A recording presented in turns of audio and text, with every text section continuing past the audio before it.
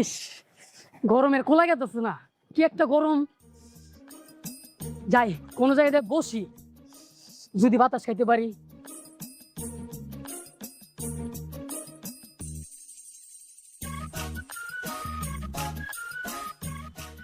আরে বন্ধু, তুই কি মানুষ নাকি রে বল?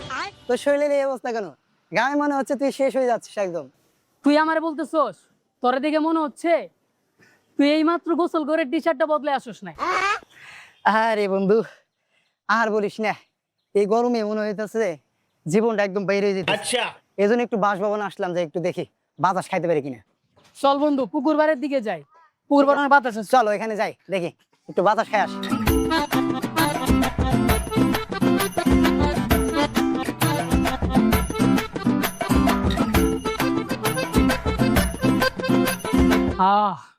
দেখছো, একটু আগে কাজ শেষ করে তোমার রাস্তা দিয়ে আসতে হয়েছিল। রাস্তা দিয়ে আসার সময় গরমে কুলাইতে পারলাম না, কিন্তু দেখো পুকুর বাড়ি আসাতেই কলিজা ঠান্ডা হয়ে গেছে, এই পরিমাণের বাতাস।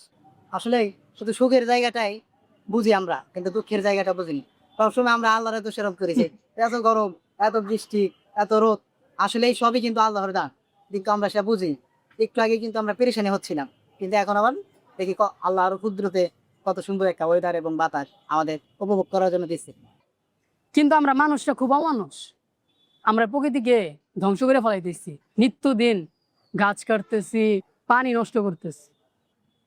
আচ্ছা বন্ধু, চল একটা চা অর্ডার দে। হেই মেয়ে, এই গরমের মধ্যে আইসাই পুকুর বাড়ি বসলাম আর তুই চা খাইতে বলস? কিরে তোরা কি নিয়ে জড়ো করস? আর বলিস না, এই গরমের মধ্যে চা খাইতে চাই। আরে গরমে চা খাইলে শরীর স্ট্রং থাকে, আর তাই যদি না হতো তাহলে এই যে কত শত চা স্টলে বিভিন্ন বয়সের মানুষরা চা একটা প্যাশন হিসাবে নিয়ে নিছে, এটা তো হতো না। তোরা চা খাওয়া নিয়ে জড়ো করতেছস, তোরা কি জানোস না স্বাস্থ্যের জন্য চা খাওয়া অনেক ক্ষতি? চলো আর ঝগড়া বিভেদ না করি, নামাজের সময় হয়েছে, চলো নামাজ পড়ি।